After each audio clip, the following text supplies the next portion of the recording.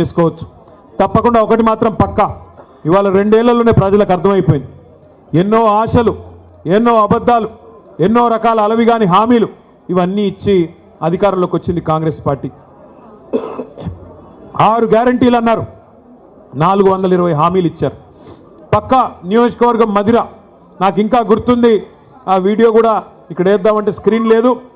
Deputy సీఎంగా ఉన్న ఆనాటి సిఎల్పి లీడరు, మధిర ఎమ్మెల్యేగా ఆనాడున్న బట్టి విక్రమార్క గారు ఆ రోజు అన్న మాట ఇంకా నాకు నా చెవుల్లో ఇంకా వినబడతా ఉన్నది. గ్యారంటీ కార్డులు పట్టుకొని ఆ రోజు ఆయన చెప్తా ఉన్నాడు, భద్రంగా పెట్టుకోండి, గ్యారంటీ కార్డులు భద్రంగా దాచిపెట్టుకోండి. 100 రోజుల్లో ఇది చాలా విలువైన కార్డు. ఈ కార్డుని మరి భద్రంగా పెట్టుకుంటే 100 రోజుల తర్వాత మా గవర్నమెంట్ రాగానే 2,500 మహిళలకు ఇస్తాం, 4,000 రూపాయలు ముసలోళ్ళకి ఇస్తాం, తులం బంగారం ఇస్తాం, 2 లక్షల ఉద్యోగాలు ఇస్తాం, భద్రంగా పెట్టుకోండి కార్డు అన్నారు బట్టి గారు. మరి ఇవాళ నేను బట్టి గారిని అడుగుతున్నా, బట్టి గారు 100 రోజులు కార్డును పెట్టుకోమన్నారు, మరి ఇప్పుడు 2 ఏళ్ళు అయిపోయింది, ఇప్పుడు ఎక్కడ పెట్టుకోవాలి కార్డు? ఎక్కడ పెట్టుకోమంటావు ఇప్పుడు కార్డు? చెప్పు, ఎక్కడ పోయింది నీ 2,500? ఎక్కడ పోయింది 4,000 పెన్షను? ఎక్కడ పోయింది తులం బంగారం? ఎక్కడ పోయినాయి స్కూటీలు? ఎక్కడ పోయినాయి విద్యా భరోసా కార్డులు? ఎక్కడ పోయినాయి 1,00,000 కోట్ల బడ్జెట్, బీసీలకి 42% రిజర్వేషన్లు? చెప్పుకుంటూ పోతే 420 హామీలు, ఒకటి కాదు, 2 కాదు. సర్వభ్రష్ట ప్రభుత్వం ఇది. సర్వత్రా అందరినీ మోసం చేసిన ప్రభుత్వం. అక్కడ మా తమ్ముళ్ళు 30% అని పట్టుకున్నారు. అది ఎవరి గురించో మీకు తెలుసు. ఒక మంత్రి కాదు, మీ జిల్లాలో అందరు మంత్రులు 30% నడిపిస్తున్నారు.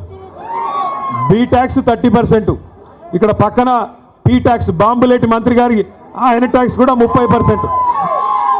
ఏ భూమి ఆయన దగ్గర పోయినా 30% నాకు ఇచ్చేయమని అడుగుతున్నాడు బాంబులేటి గారు. అట్లాగే ఇక్కడున్న తుమ్మల గారు కూడా, ఆయన కూడా అదే పనిలో ఉన్నాడు. ఎవరికి వాళ్ళు ముగ్గురు ఇవాళ ఏ ఒక్కరు కూడా జిల్లాకి పనికొచ్చే ఒక్క పని కూడా చేయడం లేదు. ముగ్గురు మోసగాళ్ళు, మొనగాళ్ళు కాదు. ఒకటి మాత్రం వాస్తవం, ఈ ముగ్గురు మోసగాళ్ళకి అసలైన నాయకుడు ఎవడా అంటే అలీబాబా పైన ఉన్నాడు. ఇక మీరు చూస్తూనే ఉన్నారు ఆయన కథ. అయితే నోరు బారేసుకోవడం, జర్ర జర్ర జర్ర జర్ర జర్ర జర్ర తొందరపడక నన్ను మాట్లాడండి, ముందే గొంతు బాలేదు, మాట్లాడండి. నేను ఒక్కసారి మీరు దయచేసి ఆలోచించాలని కోరుతా ఉన్నా. 2 ఏళ్ళు అయిపోయింది. ఎన్ని ఈస్ట్ మన్ కలర్లో సినిమాలు చూపెట్టారు, అద్భుతమైన రంగుల కళ లాంటి సినిమా. మీకు ఇది ఇస్తాం, అది ఇస్తాం, అది చేస్తాం, ఇది చేస్తాం. 2 ఏళ్లలో ఏం చేశారు ఖమ్మానికి నేను అడుగుతున్నా. ఈ జిల్లాలో కేసీఆర్ గారు 7.5 లక్షల ఎకరాలకు నీళ్ళు ఇవ్వాలని చెప్పి, గోదావరి జలాల మీద పూర్తి హక్కు ఖమ్మం జిల్లాకి దక్కాలని చెప్పి, ఎందుకంటే మీ తర్వాత కిందికి ఆంధ్రాకి, ఆంధ్రా నుంచి కిందికి సముద్రంలోకి నీళ్లు పోతాయి. తెలంగాణలో కిందేమీ లేదు ఇంకా ఖమ్మం తర్వాత, కొత్తగూడెం తర్వాత. కాబట్టి మన నీళ్లు, మన గోదావరి నీళ్లు మరి ఏవైతే పూర్తి స్థాయిలో ఖమ్మం జిల్లాకి దక్కాలో దానికోసం సీతారామ సాగర్ అనే ప్రాజెక్టును అద్భుతంగా డిజైన్ చేసి 7.5 లక్షల ఎకరాలు, కొత్తగా 3,40,000 ఎకరాల ఆయకట్టు, అట్లాగే స్థిరీకరించబడే ఆయకట్టు ఏదైతే ప్రస్తుతం కృష్ణ కింద ఉందో, ఎన్ఎస్పి కింద ఉందో, దాన్ని కూడా స్థిరీకరించడానికి మరొక 3.5 లక్షల ఎకరాలకి, మొత్తం కలిపి 7.5 లక్షల ఎకరాలకి నీళ్ళిచ్చే ప్రతిపాదించే ప్రాజెక్టు సీతారామ సాగర్. ఏనుగెళ్ళింది తోక చిక్కింది అన్నట్టు 90% పనులు కేసీఆర్ గారే పూర్తి చేసినారు. చేసి చివరికి మనం దిగిపోయే నాడు డిసెంబర్ 2023లో కట్టిన ఇల్లు పెట్టిన పొయ్యి అన్నట్టుగా వీళ్ళ చేతికి తాళాలు ఇచ్చి మనం పక్కకు తప్పుకున్నాం. 2 ఏళ్ళైంది. ఏం చేశారు మరి? అశ్వారావుపేటలో ఈరోజు నిజానికి ఒక్క సీతారామ సాగర్ ద్వారా 130,000 ఎకరాలకి నీళ్ళు ఇచ్చేదానికి కేసీఆర్ గారు డిజైన్ చేశారు. సత్తుపల్లి నియోజకవర్గంలో కల్లూరు కావచ్చు, వేంసూరు కావచ్చు, పెనుబల్లి కావచ్చు, 4 మండలాల్లో 40,000 ఎకరాలకు నీళ్ళు ఇవ్వడానికి సీతారామ సాగర్ని కేసీఆర్ గారు డిజైన్ చేశారు. ఇవాళ ఇల్లెందు నియోజకవర్గంలో 20,000 ఎకరాలకు నీళ్లు రావాలి, కొత్తగూడెంలో 10,000 ఎకరాలకు రావాలి, అట్లాగే వైరా నియోజకవర్గంలో 20,000 ఎకరాలకు నీళ్లు రావాలి. కానీ ఇల్లెందును కట్ చేసి, ఇల్లెందుకి నీళ్లు పోకుండా చేసి వాళ్ళ అక్కడి నుంచి కూడా అఖిలపక్ష నాయకులు వచ్చిన్నారు, మా కాలువలు లేకుండా చేస్తున్నారు, మా నీళ్లు రాకుండా చేస్తున్నారని చెప్పి ఇల్లెందును కట్ చేసి ఇవాళ కేసీఆర్ గారి ఉద్దేశంతోనైతే ఖమ్మం జిల్లాని సస్యశ్యామలం చేయాలి, గోదావరి జలాలతో తలపెట్టారో ఒక్క అడుగు కూడా ముందుకేయకుండా ఒక్క పని కూడా చేయకుండా కేవలం కమిషన్ల కోసం మాత్రమే ఈ జిల్లాలోని ముగ్గురు మంత్రులు ఇవాళ పనిచేస్తూ ఉన్నారు. వాస్తవానికి 2 ఏళ్లలో ఏం జరిగింది, ఏం ఒరిగింది తెలంగాణకి అంటే ఒక్క మాటలో చెప్పేయచ్చు. రామాయణం కదా, కట్టే కొట్టే తెచ్చే అన్నట్టుగా ఏందయ్యా కాంగ్రెస్ ప్రభుత్వం 2 ఏళ్లలో చేసింది అంటే ఎగవేతలు, కూల్చివేతలు, పేల్చివేతలు, ఈ 3 తప్ప పీకిందేమీ లేదు. ఎగవేతలు ఒకటా రెండా, ఎన్ని హామీలు ఎగ్గొట్టారు. ఇదే ఖమ్మం జిల్లాలో కౌలు రైతుల సంఖ్య చాలా పెద్ద ఎత్తున ఉంటుంది. ఆ రోజు రేవంత్ రెడ్డి పిసిసి అధ్యక్షుడిగా ఉత్తరాలు రాసినాడు కౌలు రైతులకి. ఏమని? కేసీఆర్ గారు భూ యజమానులకే ఇస్తున్నారు రైతు బంధు, మీరు నాకు అవకాశం ఇవ్వండి, ఖమ్మం జిల్లా నుండి నాకు 9 సీట్లు ఇవ్వండి, ఇచ్చినట్టయితే 22 లక్షల మంది కౌలు రైతులకి నేను ఇస్తాను రైతు బంధు అంటూ ఆ రోజు రేవంత్ రెడ్డి ఉత్తరం రాసినాడు. కేసీఆర్ గారు 2 పంటలకు ఇస్తున్నారు రైతు బంధు, నేను 3 పంటలకు ఇస్తా అన్నాడు. కేసీఆర్ గారు 10,000 ఇస్తే ఎకరానికి నేను 15,000 15,000 రూపాయలు ఇస్తానని చెప్పాడు. ఇప్పటికి ఎన్నిసార్లు ఇచ్చాడు రైతు బంధు?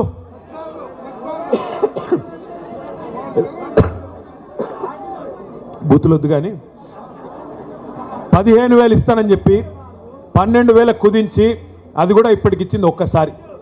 2 సార్లు ఎగ్గొట్టిండు. మొదటిసారి కేసీఆర్ గారు పెట్టిందే ఆ 5,000 రూపాయలు ఇచ్చాడు తప్ప ఒక్కసారి. 2 ఏళ్లలో ఈ ప్రభుత్వం రైతు బంధు వేసింది ఒక్కసారి, అది కూడా తగ్గించి 15,000 అని చెప్పి 12,000 కుదించి అది కూడా మొన్న ఒక్కసారి వేశారు. మళ్ళీ ఇప్పుడు సంక్రాంతి పండుగ రాబోతా ఉంది. మరి ఇప్పుడు వేస్తారో వేయరో ఎవరికి తెలియదు. ఎంత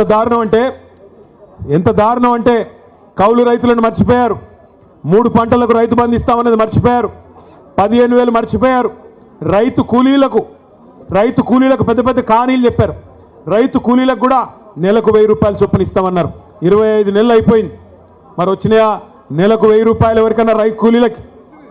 ఎక్కడా ఎవరికేం లేదు. ఇందిరమ్మ ఆత్మీయ భరోసా అన్నారు, వచ్చిందా ఎవరికన్నా ఆత్మీయ భరోసా? రైతులకు, కౌలు రైతులకు, రైతు కూలీల సంగతి దేవుడెరుగు. ఇవాళ షాపుల్లో యూరియా అనేది దిక్కులేదు. షాపుల్లో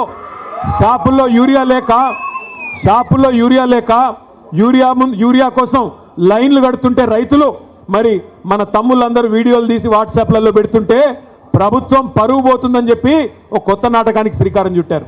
ఏమని? యాప్ అంట. యాప్లో వస్తుంది. యాప్లో ఎప్పుడు వస్తుంది? షాపులో ఉంటాయి కదా, అక్కడ షాపులోనే లేదు, యాప్లో ఎడికెళ్ళి వస్తుంది. ఇప్పుడు ఈ యాప్ కూడా పనిచేయట్లేదు. యాప్ పనిచేయకపోతే ఇప్పుడు కొత్త నాటకం మళ్ళోటి, కార్డు అంట. కార్డు ఇక గ్యారంటీ కార్డులు అయిపోయినాయి, యూరియా కార్డు కావాలంటే ఇప్పుడు. మరి నేను అడుగుతా ఉన్నా, ఒక్కసారి ఖమ్మం జిల్లా రైతన్నలు ఆలోచించాలా. కేసీఆర్ గారు 10 ఏళ్ళు పరిపాలించినప్పుడు ఏ యాప్ అవసరం పడలేదు, ఏ కార్డు అవసరం పడలేదు. ఆటో వాడికి 4 రూపాయలు ఇస్తే బాయి కాడికి తీసుకొచ్చి బంగారం లాగా 6 కావాలంటే 6, 10 కావాలంటే 10 యూరియా బస్తాలు బాయి కాడికే వచ్చేది. మరి ఈరోజు ఈ దౌర్భాగ్యులు వచ్చిన తర్వాత, ఈ వ్యవసాయం తెలవని ముఖ్యమంత్రి గారు వచ్చిన తర్వాత, నీళ్ల గురించి కనీస అవగాహన లేని ముఖ్యమంత్రి వచ్చిన తర్వాత రైతన్నలకి ఈ కష్టం వచ్చి పడింది. నేను ఏదో దుగ్ధతోనో బాధతోనో మాట్లాడడం లేదు. నేను ఎందుకు చెప్తా ఉన్నానంటే, ఎందుకు చెప్తా ఉన్నా అంటే, ఈ ముఖ్యమంత్రి గారికి నదీ జలాల మీద కనీస అవగాహన లేదు. గోదావరిలో, కృష్ణా నదిలో మన హక్కుల గురించి కనీస అవగాహన లేదు. గోదావరి ప్రవహిస్తే ఉమ్మడి ఆంధ్రప్రదేశ్లో మనకి అక్కడ బాసర అవతల ఎంటర్ అవుతే ఇక్కడ భద్రాచలం దాకా ఉంటుంది. 79% ఉమ్మడి ఆంధ్రప్రదేశ్లో కూడా గోదావరి పరివాహక ప్రాంతం తెలంగాణ ప్రాంతంలో ఉంటుంది. కృష్ణా పరివాహక ప్రాంతంలో 69% ఉమ్మడి ఆంధ్రప్రదేశ్లో కూడా తెలంగాణ భూభాగంలో ఉంటుంది. మరి అలాంటప్పుడు 79% నదీ పారకం ఇక్కడ ఉండి, క్యాచ్మెంట్ ఏరియా ఇక్కడ ఉండి, బాసరా టు భద్రాచలం గోదావరి ఉండి మనకు నీళ్లు రాకపోవడం ఏందని చెప్పి కేసీఆర్ గారు కొట్లాడిందే ఆ నీళ్ల కోసం. కానీ ఈ ముఖ్యమంత్రి రేవంత్ రెడ్డి గారు వచ్చిన తర్వాత ఆయన అధికారులను అడుగుతుంటే, దాన్ని టీవీ వాళ్ళు చూపెడుతుంటే మనం సిగ్గుపడాల్సి వస్తున్నది. ఆయన అడుగుతున్నాడు, దేవాదుల ఏ బేసిన్లో ఉన్నది? గోదావరి బేసిన్లో ఉన్నదా అని అడుగుతున్నాడు. ఎక్కడో ఉత్తర భారతదేశంలో ఉండే బాక్రా నంగల్ ప్రాజెక్టు, అప్పుడెప్పుడో నెహ్రూ గారు కట్టిన ప్రాజెక్టు, అక్కడ హిమాచల్ ప్రదేశ్లో ఉంటుంది. స్వాతంత్ర దినోత్సవం నాడు ముఖ్యమంత్రి గారు చెప్తున్నారు, బాక్రా నంగల్ ప్రాజెక్టు తెలంగాణలో ఉన్నదంట. మనకు తెలియదాయే. అంటే ఇంత గొప్ప ముఖ్యమంత్రి, నదులు తెలవదు, నీళ్లు తెలవదు, చివరికి ఎట్లాంటి పరిస్థితి అంటే ఈరోజు ఈ ముఖ్యమంత్రి గారిని చూస్తూ ఉంటే నిజంగా జాలేస్తూ ఉన్నది. 2 ఏళ్ళు ఆయన అసమర్థతను కప్పిపుచ్చుకోవడానికి, ఆయన చేతగాంతనాన్ని, ఆయన ఫెయిల్యూర్స్ని, ఆయన హామీలు అమలు చేయలేని అసమర్థతను కప్పిపుచ్చుకోవడానికి పచ్చి అబద్ధాలకు ఎత్తుకున్నాడు. ఏం మాట్లాడినా, ఏం అడిగినా, ఏమయ్యా రేవంత్ రెడ్డి గారు ఎందుకు అమలు చేయవు, 100 రోజులు 6 గ్యారంటీలు అంటివి ఏమైంది అంటే ఇలా ఒకటే పల్లవెత్తుకున్నారు అందరూ. ఏమంటారు వాళ్ళు? కేసీఆర్ అప్పుల పాలు చేసిపోయాడు, కేసీఆర్ రాష్ట్రాన్ని అప్పుల పాలు చేసిపోయాడని చెప్పి దుష్ప్రచారం, అబద్ధాలు చెప్తా ఉన్నారు.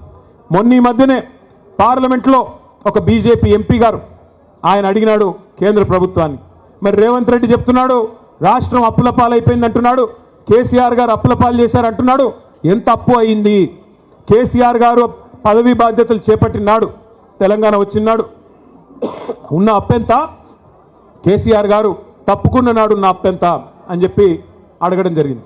కేంద్ర ప్రభుత్వం రిజర్వ్ బ్యాంక్ని అడిగింది. భారతదేశంలోనే అతిపెద్ద బ్యాంక్ రిజర్వ్ బ్యాంక్. తర్వాత కంట్రోలర్ అండ్ ఆడిటర్ జనరల్ అంటే కాగ్ వాళ్ళని అడిగింది. అడిగి పార్లమెంటు వేదికగా ఆ బీజేపీ పార్లమెంట్ సభ్యుడికి కేంద్ర ప్రభుత్వం సమాధానం చెప్పింది. ఏం చెప్పిందయ్యా అంటే, కేసీఆర్ గారు పదవీ బాధ్యతలు చేపట్టిన నాడు జూన్ 2, 2014 నాడు తెలంగాణ రాష్ట్రం ఏర్పడ్డ నాడు ఉన్న అప్పు వారసత్వంగా మనకు వచ్చింది 72,000 కోట్ల రూపాయలు. కేసీఆర్ గారు పదవి నుండి దిగిపోయిన నాడు డిసెంబర్ 3, 2023 నాడు మన రాష్ట్రం యొక్క అప్పు 3,50,000 కోట్లు. అంటే ఆ 3,50,000 కోట్లలో ఆ 72 తీసేస్తే 9.5 ఏళ్ల కాలంలో కేసీఆర్ ప్రభుత్వం చేసిన అప్పు కేవలం 2,80,000 కోట్లు మాత్రమే అని చెప్పి నేను చెప్పడమో, అజయ్ గారో, నామా గారో, రవిచంద్ర గారో చెప్తున్న మాట కాదు. కేంద్ర ప్రభుత్వం చెప్తున్న మాట, రిజర్వ్ బ్యాంక్ ఆఫ్ ఇండియా చెప్తున్న మాట. వాళ్ళు చెప్పేదేమో 2,80,000 కోట్లు. బట్టి గారిని అడిగితే 6 లక్షల కోట్లు అంటాడు, తుమ్మలను అడిగితే 7 లక్షల కోట్లు అంటాడు, బాంబులేటిని అడిగితే 8 లక్షల కోట్లు అంటాడు, రేవంత్ రెడ్డిని అడిగితే 10 లక్షల కోట్లు అంటాడు. నోరే కదా, ఏముంది ఎటు పడితే అటు మాట్లాడచ్చు, ప్రజలు వెర్రోళ్ళు కదా నమ్ముతారులే అనుకుంటున్నారు ఈ సన్నాసులు. నేను ఒకటే గుర్తు చేస్తా ఉన్నా, ఎస్ కేసీఆర్ గారు అప్పు చేశారు, 2,80,000 కోట్ల అప్పు చేసిండు కేసీఆర్. చేసి ఏం చేసిండు? 73,000 కోట్ల రూపాయలు 70 లక్షల రైతుల ఖాతాల్లో 11 సార్లు రైతు బంధు రూపంలో వేసిన నాయకుడు కేసీఆర్. ఎస్ కేసీఆర్ గారు అప్పు చేశారు. అప్పు చేసి ఏం చేశాడు కేసీఆర్? ఒక్కొక్క రైతుకి రైతు బీమా ఇచ్చి లక్షల మంది రైతులకి 5 లక్షల రూపాయలు చొప్పున చనిపోతే ఎవరైనా నష్టపరిహారం అందించారు కేసీఆర్ గారు. ఎస్ కేసీఆర్ గారు అప్పు చేశారు. 9.5 ఏళ్ళు ఒక్క ఉచిత కరెంటు కోసమే వ్యవసాయానికి 50,000 కోట్ల రూపాయలు ఖర్చు పెట్టింది కేసీఆర్ ప్రభుత్వం రైతన్నల కోసం. ఎస్ కేసీఆర్ గారు అప్పు చేశారు. 2 దఫాలుగా 1,00,000 రూపాయల చొప్పున రుణమాఫీ చేయడానికి 28,000 కోట్ల రూపాయలు వెచ్చించింది కేసీఆర్ ప్రభుత్వం. ఎస్ కేసీఆర్ గారు అప్పు చేశారు 2,80,000 కోట్లు. ఆ అప్పుతో 1,022 గురుకుల పాఠశాలలు పెట్టి 6.5 లక్షల మంది మన పిల్లలకి 6.5 లక్షల మంది పిల్లలకి ఒక్కొక్క అమ్మ మీద, ఒక్కొక్క అమ్మాయి మీద, ఒక్కొక్క తమ్ముడి మీద 1,20,000 రూపాయలు సంవత్సరానికి ఖర్చు పెట్టి నాణ్యమైన విద్య అందించారు. ఎస్ కేసీఆర్ గారు అప్పు చేశారు. చేసి ఏం చేశారు? 15 లక్షల మంది ఆడకూతురులకి 1,00,000 రూపాయలు ఇచ్చి కళ్యాణ లక్ష్మి పేరుతో, షాదీ ముబారక్ పేరుతో వారి పెళ్లి చేయించారు. ఎస్ కేసీఆర్ గారు అప్పు చేశారు. 32 జిల్లాలుగా తెలంగాణను మార్చి 32 కలెక్టరేట్లు కట్టారు. 32 కలెక్టరేట్లు మాత్రమే కాదు, 5 మెడికల్ కాలేజీలు మాత్రమే ఉన్న తెలంగాణలో 32 మెడికల్ కాలేజీలు పెట్టిన ఘనత, 32 నర్సింగ్ కాలేజీలు పెట్టిన ఘనత మన నాయకుడు కేసీఆర్ గారిది. ఎస్ కేసీఆర్ గారు అప్పు చేశారు. అప్పు చేసి ఇంటింటికి నల్లా నీళ్ళిచ్చే మిషన్ భగీరథ కార్యక్రమాన్ని 40,000 కోట్ల రూపాయలతో కట్టారు. ఎస్ కేసీఆర్ అప్పు చేసి పాలమూరు రంగారెడ్డి ఎత్తిపోతల పథకంలో 90% పనులు పూర్తి చేసి 30,000 కోట్ల రూపాయలు అక్కడ ఖర్చు పెట్టారు. ఎస్ కేసీఆర్ గారు అప్పు చేశారు. మీ ఖమ్మం జిల్లాకు వరప్రదాయని లాంటి సీతారామ సాగర్ ప్రాజెక్టులో 1,000 కోట్ల రూపాయలు ఈ జిల్లా రైతన్నల కోసం ఖర్చు పెట్టారు. ఎస్ కేసీఆర్ అప్పు చేసిన మాట వాస్తవం. కానీ కేసీఆర్ చేసిన అప్పు మన భవిష్యత్తు మీద పెట్టిన పెట్టుబడి, తెలంగాణ పిల్లల కోసం పెట్టిన పెట్టుబడి, తెలంగాణ రైతుల కోసం పెట్టిన పెట్టుబడి తప్ప కేసీఆర్ గారు మీలాగా దోచుకోలేదు. మీరేం చేస్తున్నారు 2 ఏళ్లలో చెప్పండి. కేసీఆర్ గారు ఆ ప్రభుత్వం ఉన్నప్పుడు బ్రహ్మాండంగా రైతులకి నాట్లేసే టైంకి మీ ఫోన్లన్నీ టింగ్ టింగ్ టింగు అని మోగేది, రైతు బంధు మీ ఖాతాల్లో పడేది, వేల కోట్ల రూపాయలు మీ ఖాతాల్లోకి వచ్చేది. కానీ ఇవాళ వేల కోట్ల రూపాయలు టకీమని పోతున్నాయి. ఎక్కడికి పోతున్నాయి? ఎక్కడికి? ఢిల్లీకి పోతున్నాయి. రాహుల్ గాంధీ గారికి సామంతరాజులు కప్పం కట్టకపోతే పోస్ట్ ఊస్టింగే కదా. నెలకి 100 కోట్లు కట్టకపోతే 60 నెలలకు 6,000 కోట్లు కట్టకపోతే పోస్ట్ ఊస్టింగే. నెలకు ఒకసారి పోవాలి, కాళ్ళు మొక్కాలి, కప్పం కట్టాలి, పోస్టు భద్రంగా ఉందా లేదా చూసుకోవాలి. అది తప్ప ఏంది నువ్వు పీకింది అని అడుగుతా ఉన్నా రేవంత్ రెడ్డిని. 2 ఏళ్ళు బూతు మాటలు తప్ప ఏమన్నా ఒక్క మంచి పని ఎవరి కోసమన్నా ఒకరికని చేసింటే దయచేసి చెప్పమని నేను అడుగుతా ఉన్నా. ఇవాళ బూతు మాటలు అంటే చండాలమైన మాటలు నాకు ఇష్టం ఉండదు, కానీ తప్పట్లేదు. దరిద్రంగా ఆయన మాట్లాడుతుంటే మాకు ఎదురుగా ఉన్న మాకు రక్తం ఉడుకుతా ఉంది. సరే, కేసీఆర్ గారు తెలంగాణ తెచ్చిన నాయకుడు, దశాబ్దాల కళ నెరవేర్చిన నాయకుడు. ఇదే ఖమ్మం జిల్లాలో ఆనాడు 1968లో విద్యార్థుల ఉద్యోగుల ఆధ్వర్యంలో ప్రారంభమైన ఉద్యమానికి అల్టిమేట్గా లక్ష్యాన్ని చేర్చిన నాయకుడు కేసీఆర్ గారు. అట్లాగే 10 ఏళ్ళు ప్రజల చేత ఎన్నుకోబడ్డ ముఖ్యమంత్రి కేసీఆర్ గారు. తెలంగాణకు ఎన్నో అపురూపమైన అద్భుతమైన ప్రాజెక్టులు ఇచ్చినవాడు కేసీఆర్. తెలంగాణకి దేశ స్థాయిలో గౌరవం తెచ్చిపెట్టినవాడు కేసీఆర్. ఇవన్నీ కరెక్టే, మన పార్టీ అధ్యక్షుడిగా కూడా కేసీఆర్ కరెక్టే. కానీ ఇవన్నిటికి మించి మా నాన్న కదా. మరి మా నాన్నని ఇష్టం వచ్చినట్టంటే ఓ కొడుకుగా నా కోపం రాదా? నేను మాట్లాడుతుంటే అప్పుడప్పుడు మన పెద్దోళ్ళు చెప్తుంటారు, మన ఉపేంద్ర అన్న చెప్తుంటాడు అప్పుడప్పుడు, మీరెందుకు మాట్లాడుతున్నారు వాళ్ళలాగా దిగజారి అని. వాళ్ళలాగా దిగజారి మాట్లాడాలని నాకు లేదు, కానీ వాళ్ళు మాట్లాడుతున్న మాటలంటే రక్తం ఉడుకుతున్నది. ఏం అడుగుతున్నాం మనము? ఏమైందయ్యా? కౌలు రైతులకు డబ్బులు ఇస్తానంటివి, కౌలు రైతులకు రైతు బంధు అన్నావు కదా, 22 లక్షల మందికి ఉత్తరం రాస్తేవి కదా, కౌలు రైతుల పక్షాన్ని అడుగుతున్నా ఏది రైతు బంధు అంటే ఏమంటాడు? నీ లాగులో తొండలు వదులుతా అంటాడు. ఏమైందయ్యా? మహిళలకు ఇస్తానన్నా 2,500 అంటే నీ గుడ్లు వీకి గోటీలు ఆడతా అంటాడు. ఏమైందయ్యా? 2 లక్షల ఉద్యోగాలు మా తమ్ముళ్ళకి ఇస్తానంటివి కదా, మొదటి సంవత్సరంలోనే 2 లక్షల ఉద్యోగాలని అశోక్ నగర్ చౌరస్తాకొచ్చి నువ్వు నీ రాహుల్ గాంధీ సొల్లు కబుర్లు చెప్తిరు కదా, ఏమైనాయి 2 లక్షల ఉద్యోగాలంటే నీ పేగులు తీసి మెడలు వేసుకుంటా అంటాడు. ఏం చేయాలా? ఇట్లా మాట్లాడితే ఏమనాలా? తప్పట్లేదు. ఇంకా గౌరవం ఏంటంటే ఆయన ఏడుపోయిందో నాకు అర్థం కాదు, తెల్లారు లేస్తే ఆ ఫ్రస్ట్రేషన్ ఏందో నాకు అర్థం కాదు. ఆల్రెడీ అడ్డిమారి గుడ్డి దెబ్బలో వచ్చి ముఖ్యమంత్రి పదవిలో కూర్చున్నావు, పేమెంట్ కోటాలో సీటును కాపాడుకుంటున్నావు, హ్యాపీగా పని చేసుకో. తెల్లారు లేస్తే అరుపులు పెడబొబ్బలు సెక్యూరిటీ వాళ్ళని కొడుతున్నాడు. ఈ మధ్యన చూస్తూ ఉన్నారేమో మీరు, ఆయనకి సెక్యూరిటీగా ఉండే పోలీసు వాళ్ళని కూడా కొడుతున్నాడు. నేను అందుకే చెప్పాను ఆయన భార్య గారికి, ఆయన శ్రీమతికి, అమ్మ గీతమ్మ ఇప్పుడు అరుస్తున్నాడు ఫ్రస్ట్రేషన్లో, రేపు ఏమన్నా కరుస్తాడేమో ఇంట్లో కట్టయితే అని చెప్పా. ఏందా అరుపులు పెడబొబ్బలు, ఏంది లొల్లి? ఆయన బాధ ఏందో నాకు అర్థం కాదు. నన్ను పట్టుకుని నోటికొచ్చినట్టు మాట్లాడతాడు. నువ్వు నీలాగా నేను గుంటూరులో చదువుకోలేదు అంటాడు. అవును, నేను చదువుకున్నా గుంటూరులో, నేను చదువుకున్నా, ఓ 2 ఏళ్ళు చదువుకున్నా. నేను 1991లో రాష్ట్రం ఒకటిగా ఉన్నప్పుడు ఆనాడు మా నాన్నగారు నన్ను తీసుకొని పోయి అక్కడ విజ్ఞాన్ కాలేజీలో లావు రత్తయ్య గారు అన్న పెద్ద మనిషి ఉంటారు, ఆ రత్తయ్య గారి కాలేజీలో వేస్తే ఖమ్మం జిల్లాలోని చాలామంది పిల్లల్లాగానే నేను కూడా పోయి చదువుకుంటే తప్ప నేను నీలాగా ఆవారగడ్లాగా తిరగలేదు. మరి నేను చదువుకున్నా, మా అమ్మ నాన్న నాకు చదువుకోమంటే చదువుకున్నా, అది కూడా తప్పేనా? నేను ఇంకోటి అడుగుతా, నేను ఆంధ్రాకి పోయి చదువుకుంటే తప్పంట, కానీ ఈయన మాత్రం భీమవరం నుంచి అల్లుడు తెచ్చుకోవచ్చు అంట. ఇదెక్కడ నీతి? మరి నువ్వేమో ఆంధ్ర నుండి అల్లుడిని తెచ్చుకోవచ్చు, నేను ఆంధ్ర పోయి చదువుకోకూడదా? ఇంకో మాట అంటాడు, నేనంట అమెరికాలో బాత్రూమ్లు కడిగేటోన్నంట. ఎవరిని అయ్యా, నేను ఏం చెప్పాలి నీకు? మీ అన్నున్నాడు కదా అమెరికాలో, మీ అన్నున్నాడు జగదీష్ రెడ్డి అని, రేవంత్ రెడ్డి అన్నున్నాడు. ఆయన ఇంట్లో ఆయన బాత్రూమ్ కడుక్కోడా? నీయోడని వచ్చి కడుగుతాడా? ఎవరింట్లో వాళ్ళు అక్కడ బోళ్ళు కడుగుతారు, వంట వండుకుంటారు, తింటారు. అక్కడ పనులు దొరకరు. సామాన్యమైన కుటుంబాలకు అక్కడ పనులు ఉండరు. నువ్వు వేల లక్షల కోట్ల అధిపతి అయితే తప్ప నీకు అక్కడ ఉండరు. ఎవరి ఇంట్లో వాడు పని చేసుకుంటాడు. అయినా ఇక్కడ మా ఆడకూతురులు ఇంతమంది ఉన్నారు, మనం ఇళ్లలో మన పని చేసుకోమా? తప్ప చేసుకుంటే ఎవరింటి పనులు చేసుకుంటే తప్ప? నాకు తెలవక అడుగుతా, ఏం మాటలు ఇవి? నిన్ను గెలిపించింది ఎందుకు? నిన్ను అడుగుతున్నది ఏంటి? నువ్వు చేస్తున్నది ఏంటి? ఈ ఎగవేతలు బంద్ చేసి, ఈ పనికి మాలిన డైలాగులు బంద్ చేసి పని చేయరా బాబు అంటే అది చేత కాదు. ఇక మీ జిల్లా మంత్రులు అయితే ఒక్కొక్కడికి మొక్కాల. ఒక ఆయన ఉన్నాడు రెవెన్యూ మంత్రి బాంబులేటి, ఇక దీపావళికి బాంబులు వెళ్తాయి చూడండి అన్నాడు. 2 దీపావళిలు పోయినాయి, బాంబులు ఎక్కడ పోయాయో నాకు తెలియదు.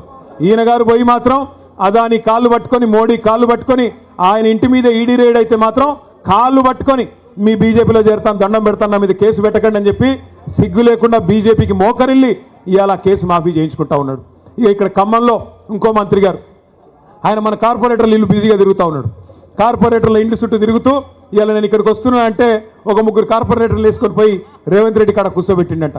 ఒకటి మాత్రం నేను పక్కాగా చెప్తున్నా, మంత్రి గారు ప్రజలు అనుకుంటే మీరు ఎంతమందిని ఎత్తుకొని పోయినా నువ్వు పీకేదేమి ఉండదు. ప్రజలు అనుకుంటే పెద్ద పెద్ద వాళ్ళని ఇంటికి పంపించారు, నువ్వు ఎంతమంది నన్ను ఎత్తుకొని పో పర్లేదు, బంగారం లాంటి కొత్త వాళ్ళని తయారు చేసుకుంటాం, కొత్త యువతకి అవకాశం ఇవ్వాలని చెప్పి కూడా నేను పువ్వాడ అజయ్ గారిని కోరుతా ఉన్నా. కొత్త వాళ్ళకి అవకాశం ఇవ్వండి.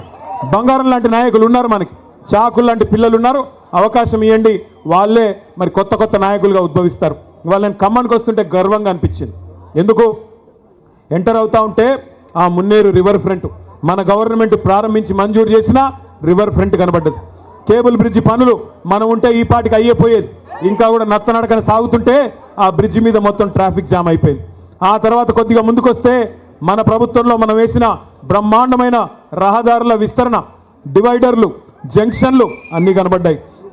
లక్కారం చెరువు ఎట్లా ఉండేది గతంలో కాంగ్రెస్ ప్రభుత్వం ఉన్నప్పుడు, తర్వాత బీఆర్ఎస్ వచ్చినాక ఎట్లా అయిందో నాకంటే బాగా మీకే తెలుసు.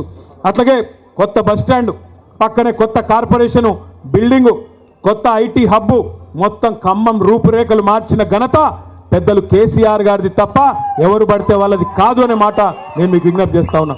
వాళ్ళ కొంతమంది చెప్పుకుంటా ఉన్నారు నేను చేశానంటే నేను చేశాను. తుమ్మల గారు చెప్తున్నారంట ఆయన హయాంలోనే జరిగింది. నేను అడుగుతా ఉన్న తుమ్మల గారు 2014లో ఎక్కడున్నారు మీరు? ఓడిపోయి ఇంట్లో కూర్చుంటే మిత్రుడు కదా అని తీసుకొచ్చి కేసీఆర్ గారు మంత్రి చేసి మీకు బాధ్యత అప్పచెప్పారు. మీ కేసీఆర్ గారి నాయకత్వంలో 2014 తర్వాతనే ఖమ్మం రూపురేఖలు మారినాయి తప్ప అంతకుముందు మీరు చేసింది ఏమీ లేదు అనే మాట కూడా నేను గుర్తు చేస్తా ఉన్నా. దయచేసి నేను మిత్రుల్ని కోరుతా ఉన్నా, ఇవాళ పక్కనే ఉన్న డిప్యూటీ సీఎం కావచ్చు, ఇక్కడ ఉన్న ఈ ఇద్దరు మంత్రులు కావచ్చు, రేపు ఖమ్మం కార్పొరేషన్ మీద పడతారు. వాళ్ళకి అర్థమైపోయింది సినిమా. మొన్న మీరు పంచాయతీ ఎన్నికల్లో ట్రైలర్ చూపెట్టేసరికి భయపడ్డారు. మా తమ్ముడు ఆర్మీ రవి అనే ఒక పిల్లగాడు ఉంటాడు, ఎక్కడున్నాడు ఆయన? ఎక్కడున్నా నిలబడి తమ్ముడులే చేయలేపు. ఆర్మీ రవి అనే ఒక తమ్ముడు ఉంటాడు, ఎక్కడ ఉన్నాడు? శుద్ధవాగు సర్పంచ్ గారు, సరే ఉన్నాడు, ఎక్కడ ఉన్నాడు? ఆ తమ్ముడికి నిజంగా నేను అభినందనలు చెప్తా ఉన్నా. నేను ఒక్కడికే చెప్తున్నా, ఏమనుకోవద్దు, చాలామంది పోరాటం చేసిన వాళ్ళు ఉన్నారు. కానీ తమ్ముడు మీద కేసులు పెట్టి జైలుకు పంపించాడు పొంగులేటి. పంపించాలని ప్రయత్నం చేస్తే ఆ తమ్ముడు మొన్న వాళ్ళ ఊరిలో సర్పంచ్కి పోటీ చేసి ఎన్ని ఓట్లతో గెలిచిండు? 135 ఓట్ల మెజారిటీతో పొంగులేటి అహంకారం మీద చావు దెబ్బ కొట్టి గెలిచొచ్చాడు. చిన్న గ్రామ పంచాయతీలో 135 ఓట్ల మెజారిటీ. వాళ్ళకి సినిమా అర్థమైపోయింది. మేజర్ గ్రామ పంచాయతీలు మనం గెలిచాం. ఉన్న ఒకే ఒక రూరల్ మండలంలో 25 ఉన్నాయనుకుంటా గ్రామ పంచాయతీలు. 25 37 ఉంటే అక్కడ కూడా 3వ వంతు సీట్లు మనం గెలుచుకున్నాం. అట్లాగే మనకు బ్రహ్మాండంగా పాలేరు నియోజకవర్గంలో 4000 తేడాకు వచ్చేసినాం. సత్తుపల్లిలో కూడా మంచి సీట్లు కూడా సాధించుకున్నాం. పెద్ద ఎత్తున అక్కడ కూడా మనకి మంచి రిజల్ట్స్ వచ్చినాయి. సత్తుపల్లిలో దాదాపు 42 పంచాయతీలు అక్కడ కూడా గెలుచుకున్నాం. కొద్దిగా వైరాలు తక్కువ వచ్చినాయి, అక్కడ కూడా ఇంప్రూవ్ చేసుకుందాం. మదిరిలో కూడా ఇంకా ఇంప్రూవ్మెంట్కి స్కోప్ ఉంది. మరి రేపు తొందరలోనే మున్సిపాలిటీ కూడా రాబోతా ఉంది. వైరా మున్సిపాలిటీ, ఇల్లెందు మున్సిపాలిటీ, సత్తుపల్లి, ఈ జిల్లాలో ఖమ్మం జిల్లా కాడికి నేను చెప్పేది ఏదులాపురం, అట్లాగే మన ఖమ్మం కార్పొరేషను, ఈ ఎన్నికలన్నీ వైరా ఇవన్నీ కూడా రాబోతూ ఉన్నాయి. నేను గెలిచి వచ్చిన సర్పంచ్లకు కూడా నేను ఒకటే కోరుతా ఉన్నా, మీరెవరికి భయపడే పని లేదు.